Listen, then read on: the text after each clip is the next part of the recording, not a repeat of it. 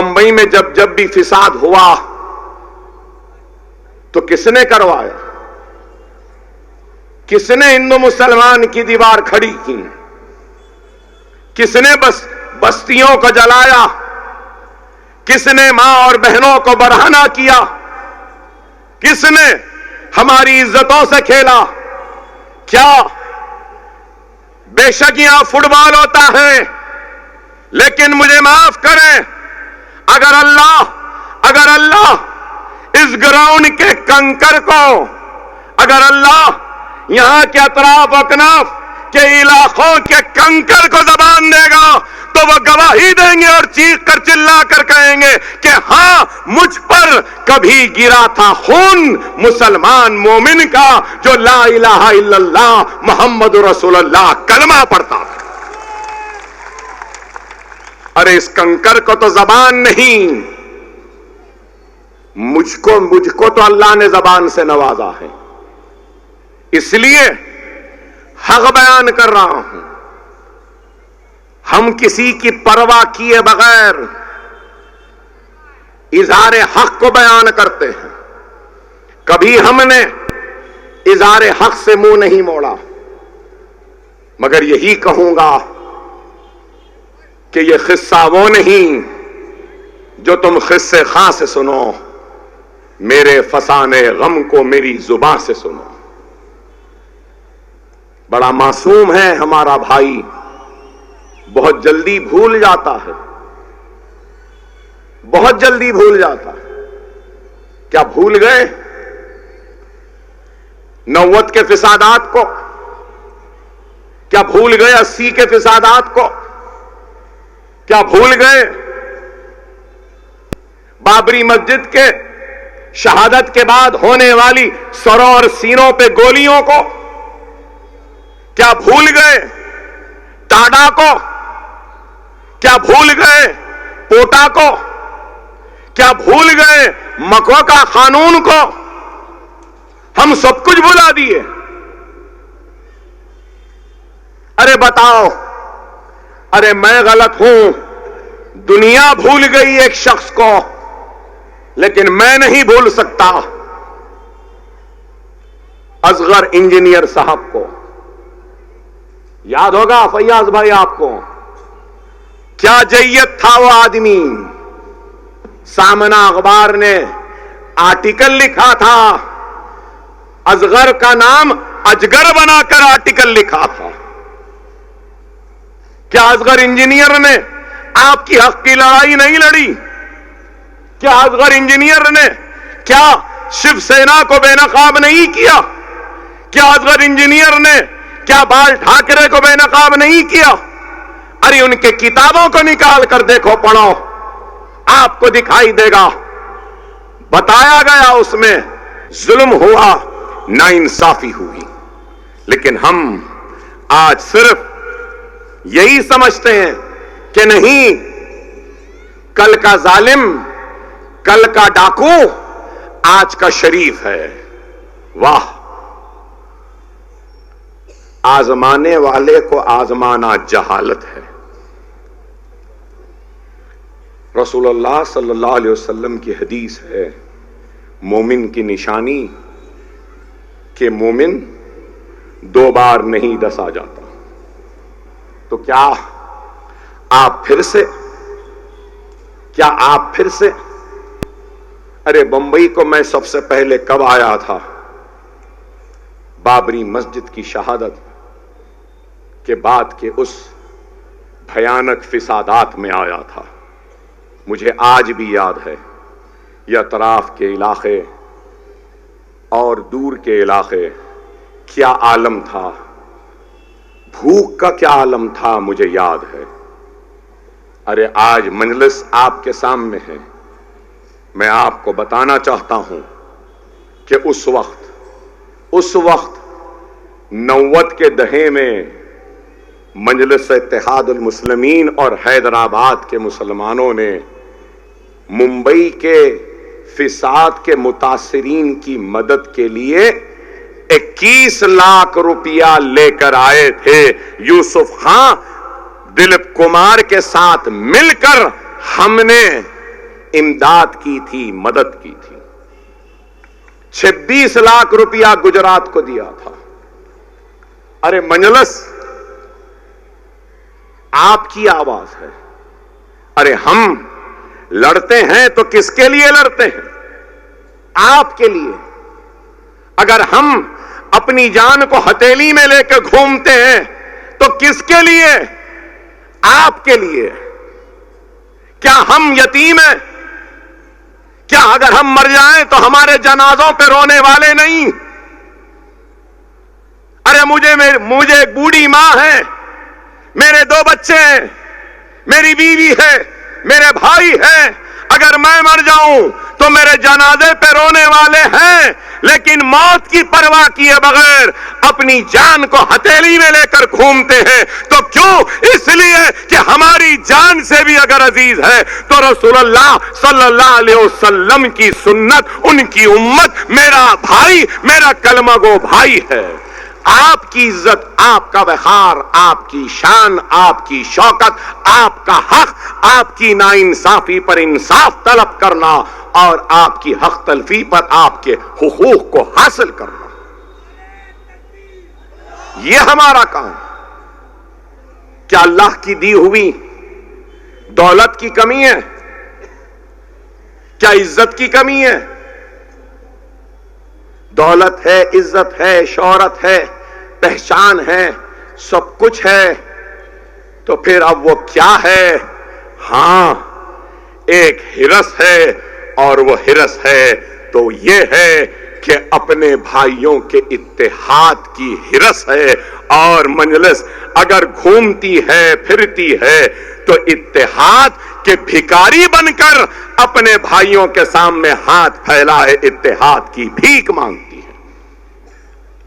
हमको कुछ नहीं चाहिए, हम तो खुश हैं, जहां हैं खुश हैं।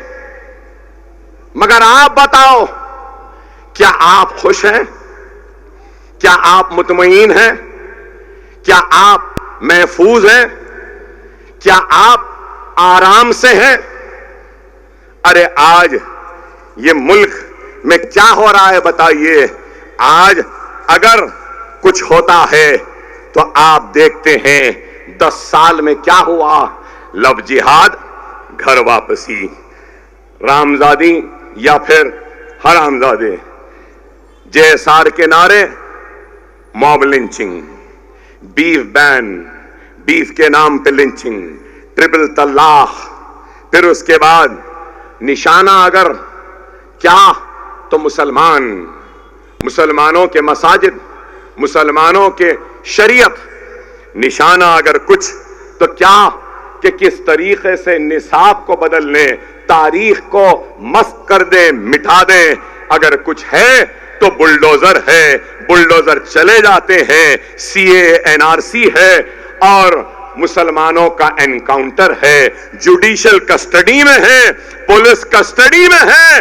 अतीक को, उसके भाइयों को हथकड़ियां हाथ में, कोई आते हैं और गोलियां मार कर चले जाते हैं। अब नया फितना, वक्फ एक्ट, कॉमन सिविल कोड, और फिर यहां के चीफ मिनिस्टर जो साबिका मौजूदा डिप्टी चीफ मिनिस्टर कहते हैं कि वोट जिहाद। क्या है बताओ? क्या मुल्क का मसला वोट जिहाद है? क्या मुल्क का मसला हमारी बच्चियों का, हमारी माओं का, बहनों का हिजाब है? क्या मुल्क का मसला बीफ बैन है? क्या? अरे मैं आज आपके जरिए ये पूछना चाहता हूं हिंदुस्तान के वजीर आजम नरेंद्र मोदी से कि मिस्टर मोदी, आपने कहा था अच्छे दिन लाएंगे, क्या अच्छे दिन आए? आपने कहा 15 लाख लाएंगे, क्या लाए? आपने नारा दिया सबका साथ, सबका विकास, सबका विश्वास। क्या सबको साथ मिला? क्या आपको साथ मिला? क्या आपको विश्वास मिला? क्या आपको विकास मिला? आप बताइए। चलो नारे ही सही, नारे तो लगा रहे थे, ठीक है, लेकिन अमली काम क्या किया? आज इस मुल्क का सबसे बड़ा मसला हिजाब नहीं है। इस मुल्क का सबसे बड़ा मसला अगर कुछ है तो वो बेरोजगारी का है। इस मुल्क का सबसे बड़ा मसला है तो घर वापसी या बीफ के नाम पे मारना पीटना नहीं है। इस मुल्क का सबसे बड़ा मसला है तो महंगाई का है। पेट्रोल महंगा, डीजल महंगा, गैस का तेल महंगा, दाल महंगी, आटा महंगा, चावल महंगा, बैगन महंगी, आलू महंगी, प्याज महंगा। मगर मोदी को क्या है? लव जिहाद, घर वापसी, बीफ बैन, ये बैन, वो बैन। अरे भाई, इस मुल्क को ये बैन वो बैन की जरूरत नहीं है। मुल्क को महंगाई से छुटकारे की जरूरत है। मुल्क को बेरोजगारी खत्म करने की जरूरत है। इस मुल्क को अगर किसी चीज की जरूरत है तो हमारी इकोनॉमी को अच्छी करना है। रुपये के गिरते हुई खदर को उठाना है। मोदी साहब 70 में हैं, लेकिन डॉलर 84 रुपये तक चले गया। यही बोले थे मनमोहन सिंह को। मनमोहन सिंह साहब, आपकी उम्र के बराबर हो गया डॉलर, और मैं आज कह रहा हूं मोदी साहब, आपकी उम्र से बहुत ज्यादा हो गया डॉलर। इसकी फिक्र करो। नहीं, किसान जो हमारी इस मिट्टी को जोता है, बोता है और अनाज देता है, जिसके जरिए हम अपनी भूख को मिटाते हैं, वो किसानों की खुदकशी इस मुल्क का बड़ा मसला है। क्या है या नहीं बताइए?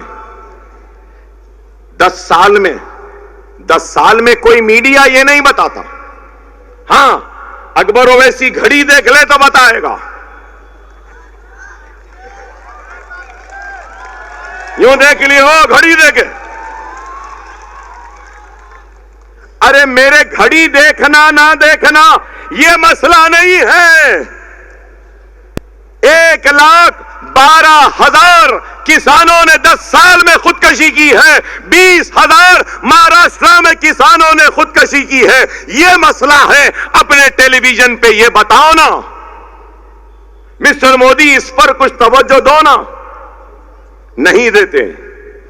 किसानों की आमदनी को डबल करूंगा, क्या हो गया? Women security.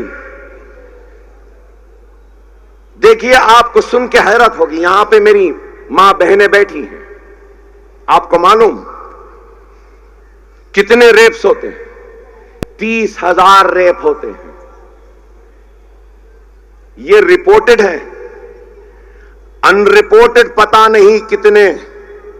हर साल 30,000 रेप। अगर हम इनको दिन,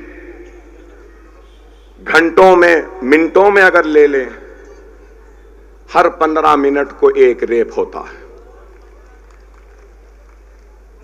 तो आप बताओ, औरत, हमारी मां, बहन, बेटी आज इस मुल्क में महफूज नहीं।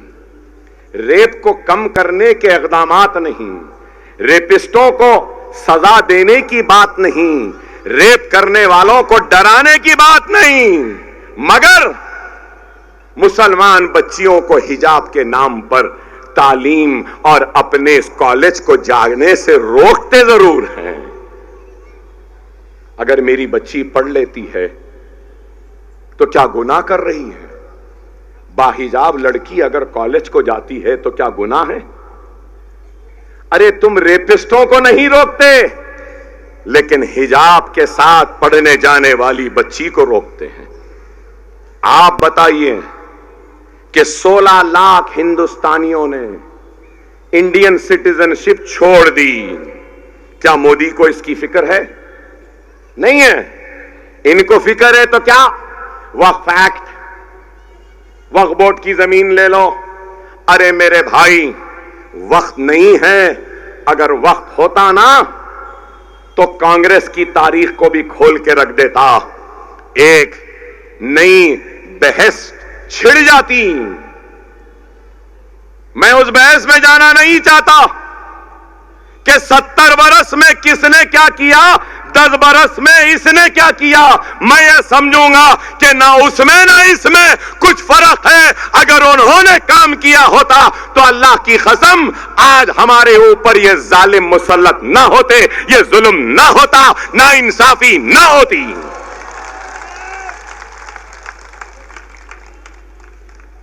अगर गुनहगार को उसके गुनाह की सजा दी जाती, जालिम को उसके जुल्म की सजा दी जाती, तो शायद आज ये जालिम हमारे ऊपर मुसल्लत न होते। अरे आप बताइए, हमको बोलते हैं, क्या बोलते हैं वो, भगोड़े बोलते हैं, और फिर और एक जुमला बोलते हैं ना, मुसलमान आ गया, घुसपैठिया। हां, घुसपैठिया, वाह, हमको घुसपैठिया कहते हैं। लेकिन मैं पूछना चाहता हूं, नीरव मोदी, मेहुल चौकसी, विजय माल्या, कितने, अरे 1 लाख 1.5 लाख करोड़ रुपया लेके ये भाग गए। क्या कर रहे थे? उनको भगा रहे थे। और फिर आपको मालूम, गरीब का तो कर्जा माफ नहीं होता, किसान का कर्जा माफ नहीं होता, लेकिन 10 साल में नरेंद्र मोदी ने 15 लाख बड़े बड़े बिजनेसमैनों के कर्जों को माफ किया है। क्या है? क्या इसका कोई जवाब है? जवाब तो नहीं है। मगर क्या कहते हैं, नहीं ये ऐसे वो ऐसे। अरे भाई, मैं कहना चाहता हूं, मैं मुसलमान हूं, हां मुझे फख्र है अपने मुसलमान होने पर। मुझे फख्र है कि मैं ला इलाहा इल्लल्लाह मुहम्मदुर रसूलुल्लाह कलमा पढ़ता हूं। मुझे फख्र है कि मैं मोहम्मद मुस्तफा सल्लल्लाहु अलैहि वसल्लम का उम्मती हूं। लेकिन उसके साथ ही साथ मुझे नाज है कि मैं हिंदुस्तानी हूं, मैं भारतीय हूं, मैं इंडियन हूं। ये मुल्क ना नरेंद्र मोदी की जागीर है, ना अकबर ओवैसी की जागीर है। ये मुल्क माथे पे तिलक लगाने वाले का जितना है, उतना ही ये मुल्क सर पे टोपी पहनने और सुन्नत पालने वाले का भी है। ये मुल्क सर पे पगड़ी बांधने वाले सिख का भी उतना ही है जितना मेरा है। ये मुल्क किसी की जागीर नहीं। मैं मुसलमान इस मुल्क का किराएदार नहीं हूं। मैं number 1, number 2, number 3, number 4 citizen नहीं हूं। मैं इस मुल्क का नंबर 1 सिटीजन हूं। नरेंद्र मोदी के बराबर का सिटीजन हूं। योगी आदित्यनाथ के बराबर का सिटीजन हूं। मैं 2 नंबर का नहीं हूं। हम किराएदार नहीं हैं। हम इस मुल्क के थे, हैं और रहेंगे। हमने इस मुल्क को सजाया है, संवारा है। आने वाले कल में भी हम इस मुल्क को सजाएंगे, संवारेंगे। इस मुल्क की मिट्टी में हम मुसलमानों के खून की खुशबू भी मिलेगी। ये मुल्क हमारा है, मेरे ही आबा व अजदाद थे जिन्होंने इस मुल्क को सजाया, संवारा, और मेरे ही आबा व अजदाद ने इस मुल्क में रहना पसंद किया। जिनको जाना था चले गए, हमको नहीं जाना था, क्योंकि हमको हमारी इस मिट्टी से मोहब्बत है, इस मिट्टी में हमारे आबा व अजदाद का खून है, यहां की मिट्टी में हमारे आबा व अजदाद की खबरें हैं, हमारे मतफन है। इस सरजमीन में ख्वाजा अजमेरी आराम कर रहे हैं, इस मिट्टी में यहां पे हाजी अली आराम कर रहे हैं, इसलिए हम इस मिट्टी को छोड़कर नहीं जाएंगे। आज आप गौर करें, खुदारा समझें। लोग हम पे इल्जाम लगाते हैं कि मजलिस ने क्या किया। मेरे भाई, आपको मालूम महाराष्ट्र में आपकी आबादी कितनी है? अक़लियतों में मुसलमानों की आबादी महाराष्ट्र में 1,44,00,000 है। कितनी? 1,44,00,000। और तेलंगाना जहां से मैं आया वहां पे अक़लियतों मुसलमानों की आबादी 50 लाख। यहां पे अक़लियतों का बजट 928 करोड़। 10 बरस पहले मैं जब आया था तो 100 था। लोग पूछते 10 बरस में मजलिस क्या करी? अरे वो अकबरुद्दीन ओवैसी के खुतबात थे, अकबरुद्दीन ओवैसी की तकरीर थी और कांग्रेस को और सबको खुलकर नंगा कर दिया था। उसके मजबूरी होने का नतीजा है कि आज कम से कम 928 करोड़ हैं। मैं तेलंगाना से आया, 50 लाख और बजट कितना मालूम? 3003 करोड़। 3003 करोड़ 50 लाख के लिए, या 1.5 करोड़ के लिए 928। 28 लाख बच्चों को स्कॉलरशिप मिली है, या एक भी नहीं मिली। 3000 बच्चे तेलंगाना से USA, UK, Australia, New Zealand overseas scholarship पर मास्टर्स करने के लिए गए हैं। हुकूमत उनको 20 लाख देती है, हॉस्टल का फीस देती है, सेमेस्टर की फीस देती है, हवाई जहाज का टिकट भी देती है। क्या यहां पे कौन सी अगाड़ी है? कांग्रेस, शरद पवार, महाविकास। हां, मैं जानता हूं, मैं इनसे सुनना चाह रहा हूं, आपसे सुनना चाहता हूं। क्या दिए? क्या मुसलमानों को एक 5,000 करोड़ दे? अरे मैं कह रहा हूं, इसलिए कह रहा हूं, अगर तुम्हारी नुमाइंदगी होगी, ऐवानों में बोलने वाले होंगे तो सुनने के लिए मजबूर होना पड़ेगा। असेंबली आंध्र प्रदेश की असेंबली के रिकॉर्ड्स को उठाकर देख लीजिए, अब तेलंगाना की देख लीजिए।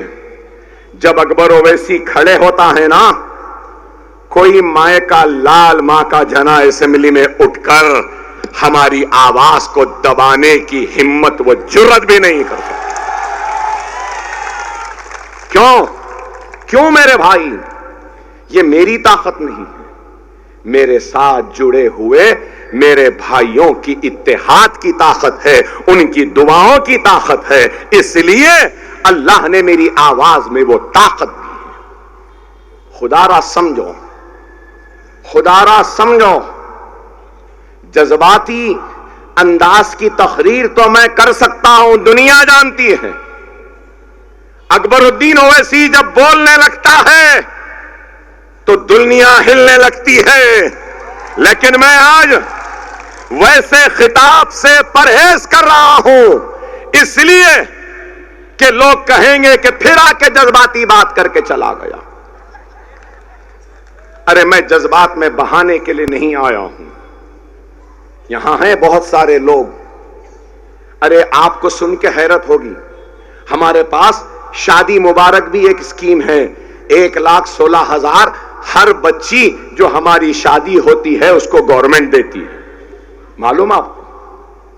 हमारे पास 1 लाख का लोन दिया जाता है, 1 lakh, no bank link, direct. यहां है?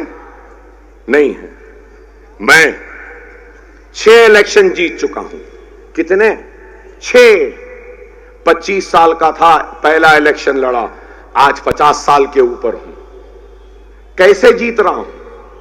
अवाम का एतमाद है, अवाम का भरोसा है, अवाम का यकीन है और अवाम के ऊपर होने वाली हर नाइंसाफी पर आवाज उठाते हैं। आज आपको मालूम, हुकूमत से तो ये कराए हम, आपको मालूम, जैसा फैयाज भाई ने कहा कि यहां पे फुटबॉल की एकेडमी है। फैयाज साहब, मेरे पास भी स्पोर्ट्स की एकेडमी है, फुटबॉल की एकेडमी है, क्रिकेट की एकेडमी है, टेनिस की एकेडमी है, बास्केटबॉल की एकेडमी है और मेरे पास स्नूकर और बिलियर्ड भी खिलाने की एकेडमी है। अब नया स्पोर्ट आया है पिकल बॉल, मालूम आपको नौजवानों को पिकल बॉल, वो पिकल बॉल के भी हमारे पास कोर्ट्स हैं। न सिर्फ स्पोर्ट्स बल्कि सुनो मेरे प्यारे भाइयों, ये आपका अकबरुद्दीन ओवैसी, ये गुनहगार अकबरुद्दीन ओवैसी जिससे लोग नफरत भी करते हैं और मेरे अपने भी नाराजगी का इजहार करते हैं कि ये अकबर ओवैसी संजीदा नहीं है, ये जज्बाती है, ये कौम को कटाएगा। अरे मैं पूछना चाहता हूं, होशमंदों ने काम कैसा किया और ये जज्बाती ने काम किया? आज मेरे 10 स्कूल हैं, 25,000 बच्चों को फ्री तालीम दे रहा हूं। किसके पैसों से? गवर्नमेंट के, मंजलिस के नहीं, मेरे जेब से। आपको मालूम, आओ कभी मेरा स्कूल देखो, एक 2.5 लाख स्क्वायर फीट का है, एक स्कूल 1.5 लाख स्क्वायर फीट का है, 25,000 बच्चे, ये तो स्कूल में फ्री। 2.5 लाख खवातीन को वोकेशनल की ट्रेनिंग दी है, beauty parlour, computer course, English, sewing, fashion designing, mehndi designing, अगरबत्ती, मोमबत्ती मेकिंग, ऐसे 22 कोर्सेस हैं हमारे पास। आपको सुन के हैरत होगी, यकीन नहीं करेंगे। अब दिन में स्कूल 3 बजे खत्म होता, 5 बजे से 10th की free tuition, intermediate first year की फ्री ट्यूशन, सेकेंड ईयर की फ्री ट्यूशन, डिग्री की ट्यूशन, अकाउंट्स की ट्रेनिंग, जीएसटी की ट्रेनिंग, नाटा की ट्रेनिंग फ्री, नीट की ट्रेनिंग फ्री, लॉ सेट की ट्रेनिंग फ्री, कॉम्पिटिटिव एग्जाम्स की training free, career guidance and recruitment का सेंटर है, ग्रुप 1, ग्रुप 2, ग्रुप 3 की भी ट्रेनिंग हम देते हैं, सरकारी मुलाजमत देते हैं, इंश्योरेंस की अगर आते हैं वो देते हैं। अब हालिया अरसे में बैंकिंग का रिक्रूटमेंट का इश्तिहार आया, उसकी भी ट्रेनिंग हमारे पास है। ये मैं करा रहा हूं, ये मैं 1 करोड़ रुपया तनख्वाह महाना देता हूं अपनी जेब से। मैं जज्बाती हूं, मैं जज्बात में बहाता हूं, लोग मुझे पसंद नहीं करते। अरे आपने जिनको पसंद किया, क्या उन्होंने ऐसा काम किया? आपने जिनको होशमंद समझा, क्या उन्होंने किया? और फिर हर साल यहां दाढ़ी वाले, टोपी वाले भाइयों को देखकर मुझे याद आया, हर साल 250 हाफिज भी हमारे स्कूलों से निकलते हैं। और आपको मालूम, हमारे स्कूल में 750 यतीम बच्चे हैं और 350 ऐसे बच्चे हैं जिनके मां का इंतकाल हो गया तो बाप ने दूसरी शादी कर ली। अब 1000 ऐसे बच्चे जिनके मां नहीं, जिनके बाप नहीं, उनके लिए एक बहुत बड़ा यतीम खाना बन रहा है। उसमें उनको रखूंगा, उसमें उनको पालूंगा, उसमें उनको खिलाऊंगा। ये काम है। क्या ऐसा काम हो रहा है? कोविड आया था ना, कोविड, अभी घर जाके वीडियोस निकाल के देखना, 12 करोड़ रुपया अपनी जेब से सिर्फ कोविड में मैंने तकसीम किए, अनाज तकसीम किए। मैंने उस वक्त मसाजिद बंद थे तो हुफ्फाज को पैसे दिया, शहर बंद था तो टैक्सी ड्राइवर्स को दिया, शादी खाने बंद थे तो वो बटलर्स और वेटर्स रहते हैं उनको दिया, शादियों में वीडियोग्राफी करने वाले उनको दिया, उबर और ओला वालों को बुला कर दिया, हर एक को दिया। 12 करोड़ रुपया का इमदादी काम हमने किया। ऑक्सीजन पहुंचाया, सिलेंडर पहुंचाया, अरे दवाएं पहुंचाई, और बंद हो गया था तो छोटे बच्चों के लिए दूध वूध सब कुछ देकर गए। अरे अवाम चाहती है तो हमारे काम की वजह से चाहती है। खुदारा समझो, आज ये इलेक्शन हो रहे हैं, इंतखाबात तो आजादी के बाद से लेकर आज तक होते रहे।